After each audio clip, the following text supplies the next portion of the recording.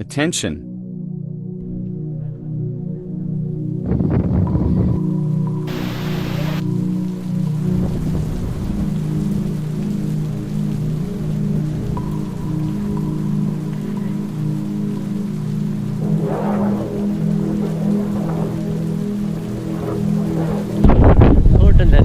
පිවිසුම ticket හරි ticket එක ගත්තා මෙතන සීල්ලක් ගහ ගන්න ඕනි ඒකත් ගත්තා අපි යමු එහෙනම් නෙළුම් මේ හෝටල් බේස්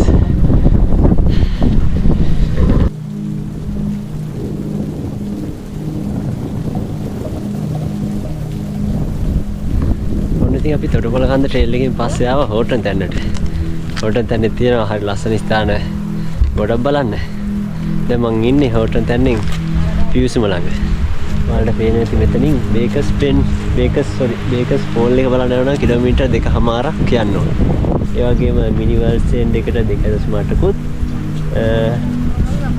වර්ල්ඩ් එන්ඩ් එකට 4.5කුත් කිරිගල් පොත්ත කන්ද නගිනවන කිලෝමීටර් 7කුත් යන්න තියෙනවා.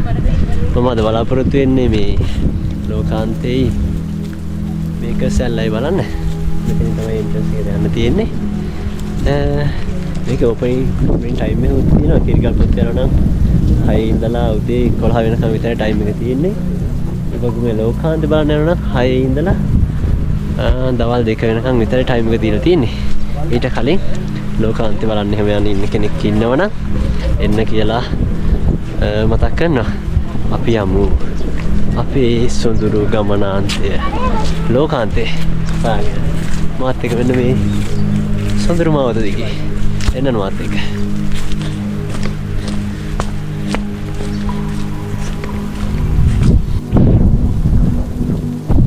කිරිගල් පොත්තේ කන්ද නගින්න යනවනම් මෙන්න මෙතනින් තමයි කිලෝමීටර් 7ක් යන්න තියෙන්නේ. ඔයාලට බෝඩ් එකක් දාලා තියෙනවා. ඒ වගේම ලෝකාන්තේ බලන්න යනවනම් යන්න ඕනේ ඔන්න ඔය ඇද පේන සොඳුරු මාවත දිගේ අපි යමු ලෝකාන්තේ බලන්න.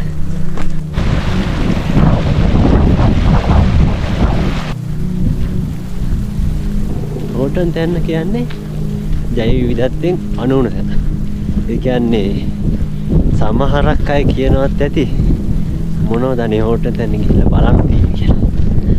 හැබැයි හෝටල් තැන්නේ තියෙන වටිනාකම ඒ වගේම තියෙන ජෛව විවිධත්වය ගැන දන්න කෙනෙක්ට නම් අවුරුද්දක් බැලුවත් බලලා ඉවර කරන්න බැරි තරම් වටිනාකමක් මේ හෝටල් තැන්නේ තියෙනවා. මොකද ජෛව විවිධත්වයෙන් ගත්තොත් අධිසංවේදී පරිසර කලාපයක් විදිහට තමයි හෝටල් තැන්න හඳුන්වන්නේ. Hello, how are you? How are you? I'm Lahiru. You are? Come from China. China? Yes. Chengdu. Chengdu? Yes. Yeah, nice to meet you. Yeah, okay. China. China. Okay, nice to meet you.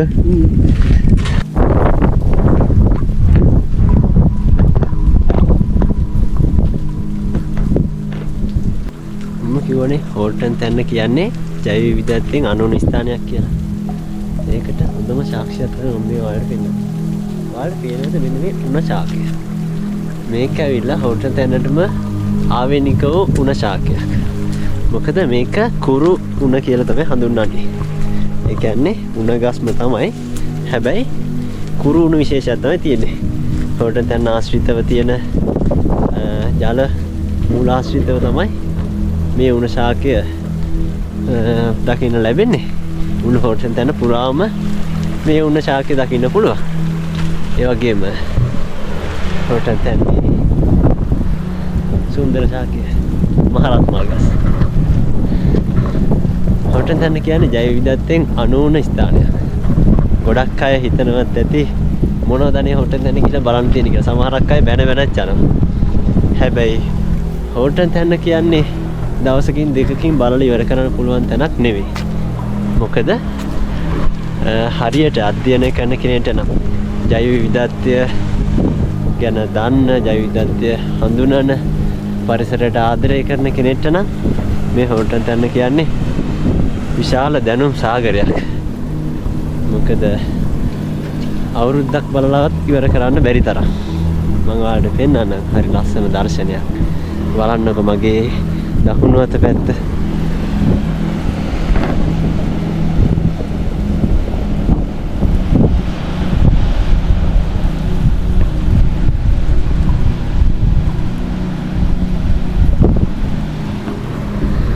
මේ ගලා හැලෙන්නේ ඉතා සුපිරිසිදු ජල මූලාශ්‍රයක්.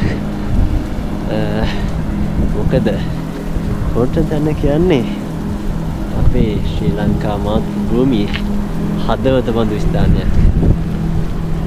මොකද මේක Horton තැන්න මේක ශ්‍රී ලංකාවේ මධ්‍ය පිහිටලා තියෙන උස් භූමියක පිහිටලා තියෙන විශාලම තැනි තලාව තමයි මේ හෝටන් තැන්න කියලා කියන්නේ. මේක ස්පොන්ජ් එකක් විදිහට තමයි තියෙන්නේ. මොකද අහසින් වැටෙන මේ වර්ෂාව මේකට උරාගෙන ඊට පස්සේ රටේ විවිධ ප්‍රදේශවලට ගලා බසින්නේ වෙන්න මේ ජල මූලාශ්‍රය තමයි. විශේෂයෙන්ම මහවැලිය නිර්මාණය වෙන්නේත් වෙන්න මේ හෝටන් තැන්නේ. ඔයාලා අහලා තිස් මහවැලි කැලණි කළු වලවේ කියලා කිව්වට සම්රෝල කන්දින් පටන් ගන්නවා කියලා. නමුත් කළු ගඟ ඇරෙන්න අනිත් සියලුම ගංගා පටන් ගන්නේ මෙන්න මේ මහවැලිය තැන්න නැත්තම් කොහෙද? හෝටන් තැන්නේ තමයි.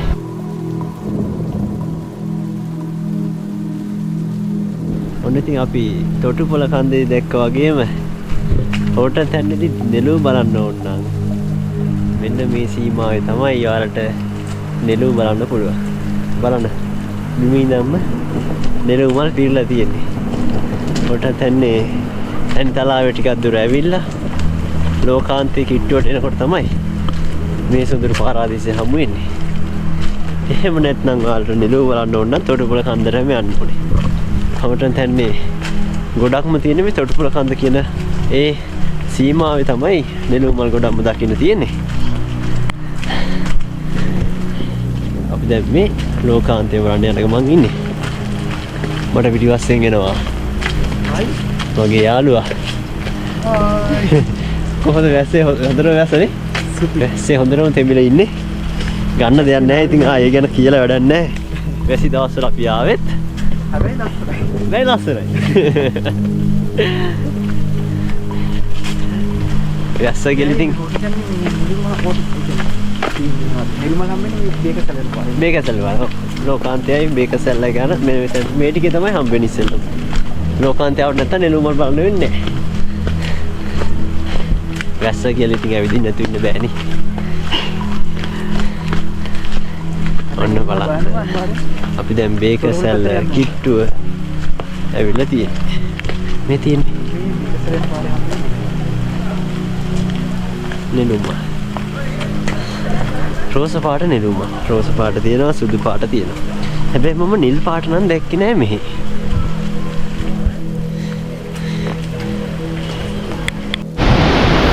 ඔන්න ඉතින් හෝටන් තැන්නේ රූපතිය ගාවට තමයි ඇවිල්ලා තියෙන්නේ. හෝටන් තැන්නේ න හැමෝම බලන්න ඉන්න ආසාවෙන් ඉන්න දියල්ලක් තමයි. මේ බේකසැල්ල කියලා කියන්නේ. බලන්නකෝ.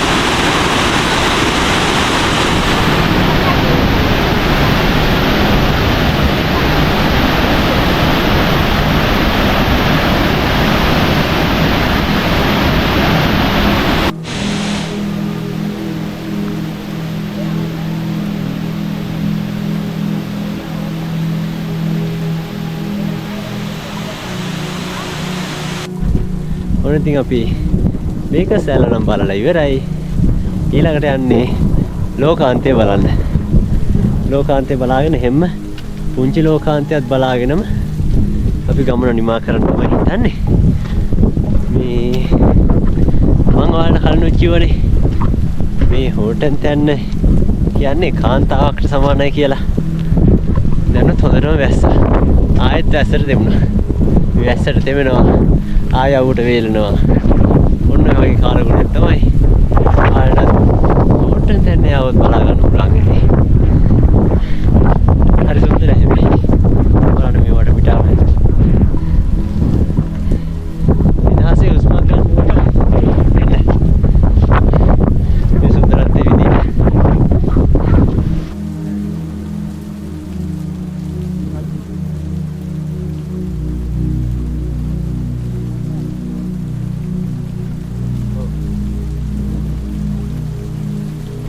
ඔන්න ඉතින් හෝටල් තැන්නේ ලෝකාන්තරය ඉල තියෙන්නේ. බලන්නකො පහළ view එක. හරිම වෙලාවට ඇවිල්ලා තියෙන්නේ. පහළ හරි ලස්සනට පේනවා මීදුම අයින්නලා. හැබැයි දැන් ආයෙත් බලන්න මීදුම පාන මුළු වටේම පේන්නේ නැති වෙගෙන යන්නේ. තා පොඩ්ඩක් උඩට යන්න. වැස්සකුත් වෙනවා ඊට කලින්. බලමු. ඇදී පොඩි දෙයක් මේකුත් වෙනවා. මාර සීතලක් තියෙන්නේ.